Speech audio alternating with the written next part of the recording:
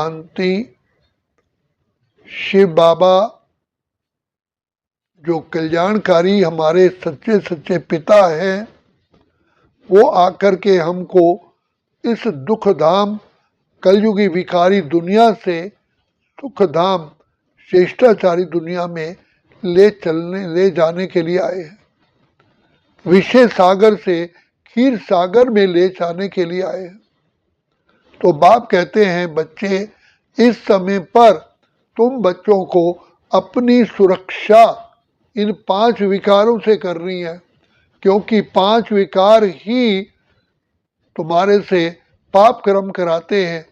और ये परम सत्य है, जो जैसा कर्म करता है उसको वैसा फल पाना पड़ता है। तो ये मायावी 5 विकारों वाली दुनिया है, इसमें बाप कहते हैं ये अंधकारमयी दुनिया से तुम्हें मैं प्रकाश की ओर ले चल रहा हूँ। जो तुमने कहा कि पिता परमात्मा हमें अंधकार से प्रकाश की ओर ले चलो, तो पिता शिव बाबा आकर के हम बच्चों को ज्ञान की रोशनी देते हैं। ज्ञान को लाइट, माइट, वर्चू और पावर कहा जाता है। ज्ञान को समझ कहा जाता है। तो शिव बाबा आकर के हमें समझ देते हैं कि ये सृष्टि कर्म क्षेत्र है, जैसा कर्म करोगे वैसा फल पाना ही पड़ेगा।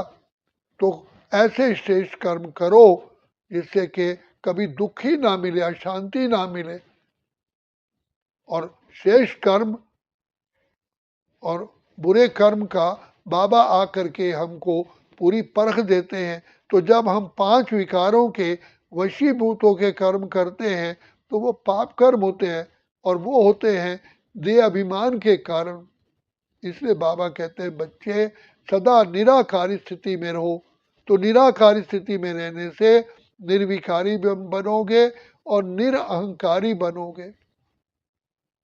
और हमारा पतन का कारण ही देह अभिमान है, उसमें मैं और मेरापन।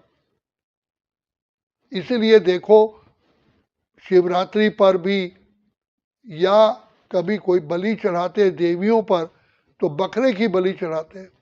तो बकरे को क्यों चढ़ाते हैं? क्योंकि बकरे के अंदर मैं कहता है। तो भगवान परमात्मा शिव बाबा कहते हैं, वास्तव में अभिमान की बलि चढ़ाओ, मैंपन की बलि चढ़ाओ। लेकिन वो खुद मैंपन की, अभिमान की बलि चढ़ाने की बजाय मैं करने वाले बकरे को ही चढ़ा देते। तो बाबा कहते हैं, ये तो और ही पाप हो गया। बलि चढ़ानी है विकार की। जब तक निर्विकारी नहीं बनेंगे तो निरअहंकारी और सुखदायी बन नहीं सकते। विकार ही पतन की नाव है। तो हम विकारी नाव में बैठे हैं। तो बाप आकर के बार बार हमें आत्मिक स्मृति का तिलक लगाते हैं, अर्थात स्मृति दिलाते हैं, बच्चे तुम शुद्ध आत्मा हो, अजर अमर अविनाशी हो। ये देह तो तुम्हारा वस्त्र है। और जब आत्मा समझते हो तो तुम आत्माओं का पिता, मैं पिता परमात्मा हूँ, जो ज्ञान का, आनंद का, शांति का, प्रेम का सागर हूँ।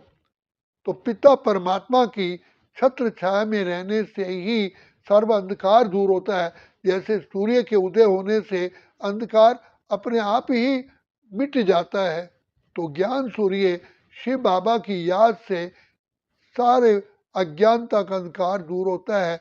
उससे विकारों रूपी जो मच्छर हैं, जो कीड़े हैं, वो समाप्त हो जाते हैं।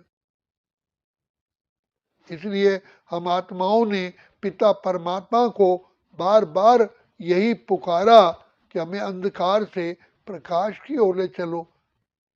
हम अपने आप को भूल गए हैं, अपने पिता को भूल गए, अपने घर को भूल गए और अपने निज धाम को भूल गए। अब बाबा आकर के हमें स्मृति का स्विच ऑन करते हैं।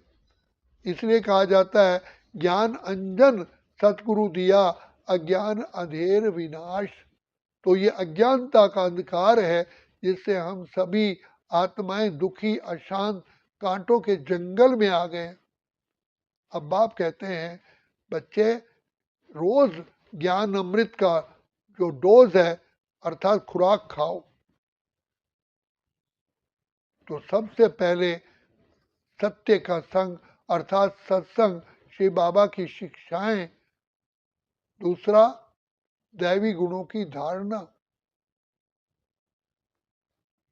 तीसरा श्री बाबा की याद से ही हमारे आंतरिक मैल, आंतरिक विकार भाग जाते हैं। तो ज्ञान अंजन सतगुरु दिया ज्ञान धैर्य विनाश। तो ज्ञान का अंजन अगर हम बुद्धि रूपी नेत्र में डालेंगे तो अज्ञानता का अंधकार दूर होगा।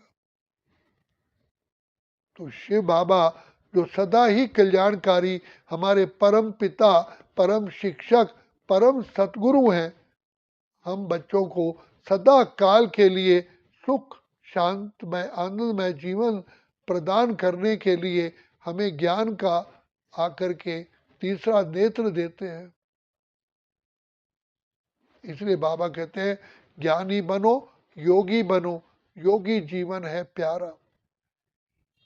बच्चे तुम कितने ऊंचे बाप की संतान हो।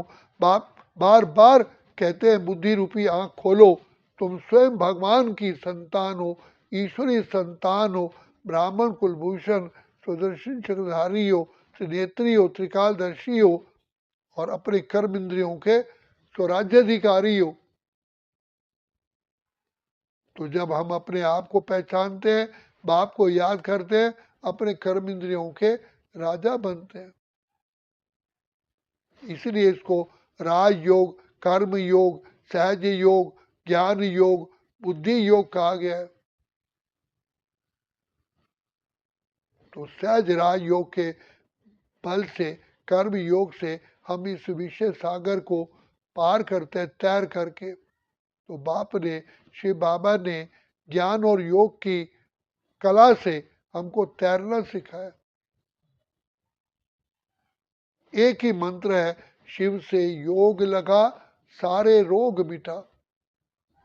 उसके लिए अपनी आत्मिक स्मृति में रहेंगे तो शिव बाबा की याद आएगी, शिव बाबा से प्यार बढ़ेगा और ये प्यार ही एक अग्नि है जिससे हमारे पाप कर्म भस्म होते हैं।